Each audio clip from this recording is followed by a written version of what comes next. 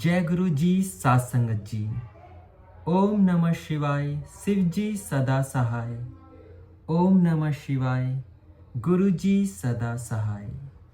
सारी संगत परिवार को मेरा जय गुरु जी, शुक्राना गुरु जी। संगत जी, आज मैं फिर से गुरु जी के कुछ प्यारे प्यारे सत्संग आप सभी के बीच लेकर आया हूँ।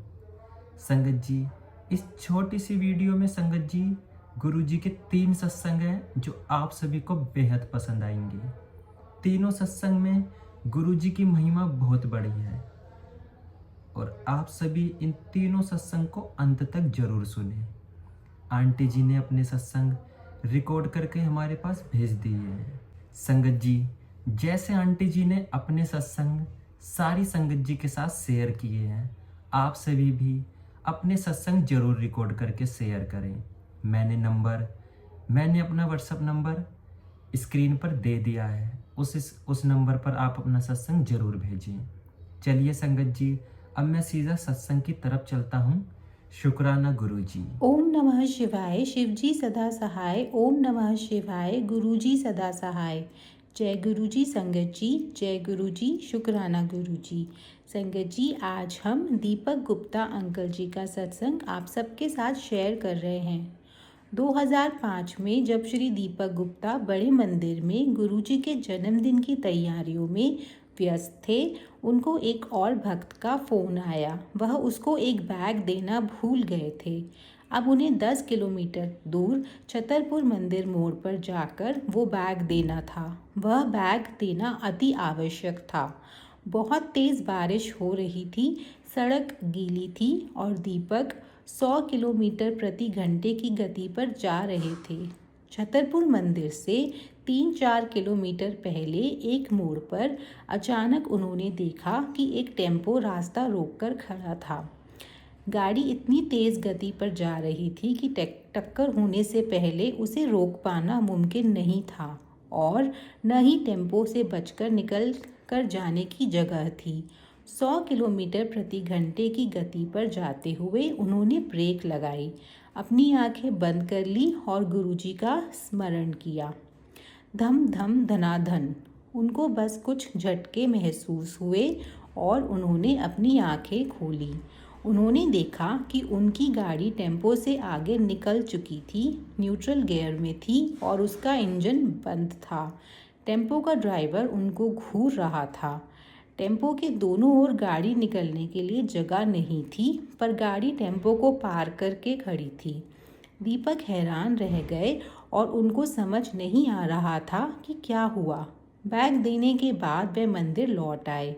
उन्होंने किसी को अपनी कार देखने को कहा क्योंकि उन्होंने टक्कर की आवाज़ सुनी थी। हैरानी की बात थी कि कार को कुछ नुकसान नहीं हुआ था और गाड़ी पर कोई निशान भी नहीं था जिससे लगे कि गाड़ी की टक्कर हुई थी। यह चमत्कार ही था कि वह सुरक्षित थे। यहीं पर दीपक गुप्ता अंकल जी का सत्संग पूर्ण होता है। जय गुरु जी, शुक्राना गुरु जी।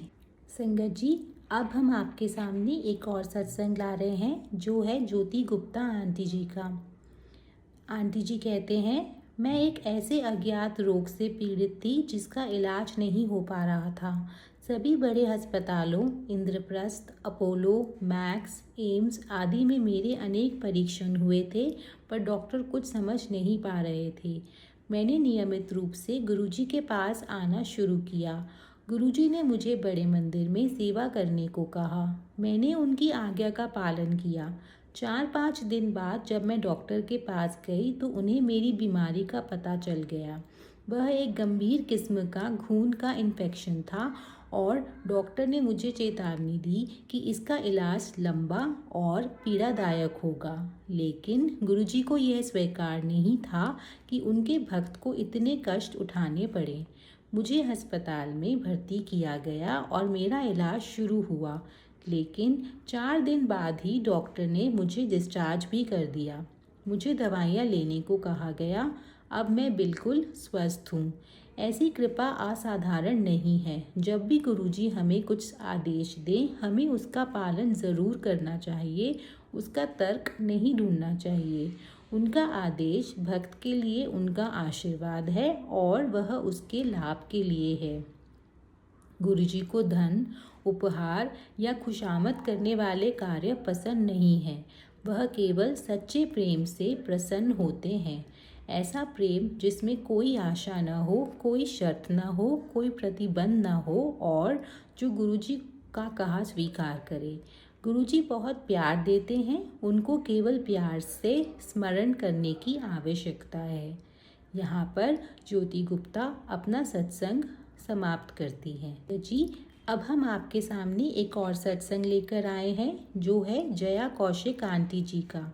आंटी जी कहते हैं, गुरुजी की संगत में पहली बार जाने का अवसर मुझे अपने 21वें जन्मदिन दिवस पर मिला। मेरे पिता कमांडर शर्मा दर्शन के लिए जाते रहे थे, पर मेरी माँ और मेरी 2 बहनें कभी नहीं गई थी।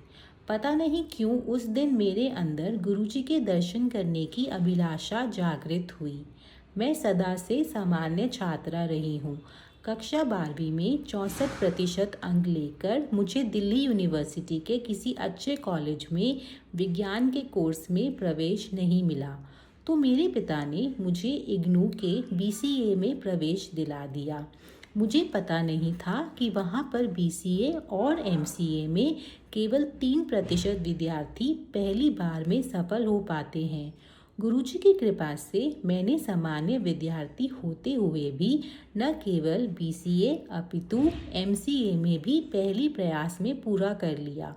जैसे यह कम था, मैंने ग्रेजुएशन के साथ साथ बहुत अच्छे अंक के साथ NIIT का कोर्स पूरा किया और पोस्ट ग्रेजुएशन करते हुए 1.5 वर्ष का सॉफ्टवेयर डेवलपर का अनुभव भी प्राप्त किया।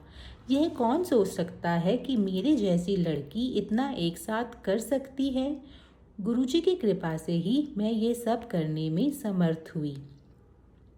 शीघ्र ही पूरे परिवार ने गुरुजी के दर्शन के लिए जाना आरंभ कर दिया। MCA करने के उपरांत मुझे एक नई नौकरी की आवश्यकता थी। मेरी परीक्षाओं के बाद हम सब गुरुजी के दर्शन के लिए गए। वहाँ पर मेरी माँ ने गुरुजी से मेरे लिए 10,000 रुपये वेतन की नौकरी के लिए प्रार्थना करी। मुझे पता नहीं कि माँ ने वह अंक क्यों चुना, परंतु जब मुझे नौकरी मिली तो मुझे 10,000 रुपये का ही वेतन दिया गया। जब मैंने उनसे पूछा कि उन्होंने इतने के लिए ही क्यों प्रार्थना करी, तो उन्होंने उत्तर दिया कि वही अंक उस समय उनके मन में आया था, अतः उन्होंने उतने के लिए ही प्रार्थना करी। दिसंबर 2002 में मेरी परीक्षाएं समाप्त होने के शीघ्र बाद ही 5 जनवरी को मुझे नई नौकरी मिल गई। जब मैं इंटरव्यू के लिए मैनेजर के समक्ष पहुंची तो उन्हें आभास हुआ कि उस कार्य के लिए मुझ में योग्यता नहीं है। वह इस दुविधा में थे कि योग्यता न होते हुए मुझे कैसे बुलाया गया, किंतु उन्होंने मुझे एक अन्य रिक्त पद के लिए प्रश्न पूछे और मुझे वहां नौकरी मिल गई। इसके बाद मैं कुछ दिन तक माँ को छेड़ती रही कि केवल 10,000 के लिए ही क्यों प्रार्थना करी। मेरे 23 वर्ष पूरे होने पर मेरे परिवार वालों के मन में आया कि मेरा विवाह कर देना चाहिए। मेरे माता पिता वैवाहिक विज्ञापन देखने लगे। मेरे संबंध के लिए मेरे माता पिता को एक परिवार उपयुक्त लगा और उन्होंने वहाँ पर सप्ताहांत में वहाँ जाने का निर्णय लिया। वहीं से एक और विवरण भी आया था, क्योंकि यह अधूरा सा था इसलिए मेरे माता पिता का वहाँ जाने का विचार नहीं था। परंतु जब वह घर से निकलने वाले थे तो उस परिवार से लड़के के पिता ने फ़ोन किया। चूँकि वह फरीदाबाद जा ही रहे थे, उन्होंने दूसरे घर, जो अब मेरा ससुराल है, भी जाने का निर्णय ले लिया। उसके उपरांत गुरुजी की कृपा से सब कुछ कुशल पूर्वक संपन्न हुआ। 2004 में एक रात्रि के अंतिम प्रहर में मुझे गुरुजी का स्वप्न आया, जिसमें उन्होंने कहा कि 2 वर्ष के पश्चात हम विदेश जाएंगे। उस समय तक विदेश जाने का विचार तक मेरे मन में नहीं आया था और ऐसा नहीं लगता था कि यहाँ जाकर हम आनंद पूर्वक रह पाएंगे। किंतु 2 वर्ष उपरांत परिस्थितियाँ भिन्न थीं। मैं चकित थी कि उन घटनाओं को देखकर मैं प्रसन्न थी। हमारी जर्मनी जाने की योजना सितंबर 2003 में साकार हुई, गुरुजी के सपने के ठीक 2 वर्ष बाद। इसके अलावा और भी अनेक अनुभव हैं। जर्मनी में नौकरी के लिए मेरा फ़ोन पर ही इंटरव्यू हो रहा था। यद्यपि वह अच्छा नहीं हुआ था, उसके तुरंत बाद मुझे गुरुजी की विशिष्ट सुगंध आई। संदेश स्पष्ट था, चिंता की कोई आवश्यकता नहीं है। वह मुझ पर और मेरे प्रियजनों पर अपना स्नेह बनाए हुए हैं। यहीं पर जया कौशिक आंटी जी ने अपने सत्संग को पूर्ण किया है। जय गुरुजी, शुक्राना गुरुजी।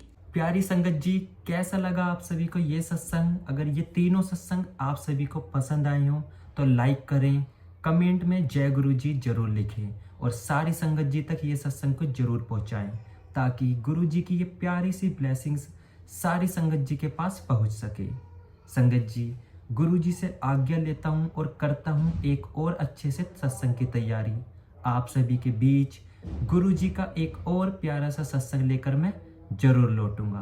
तब तक के लिए आप सभी को मेरा बहुत बहुत प्यार भरा नमस्कार और सारी संगत जी को मेरा जय गुरु जी, शुक्राना गुरु जी।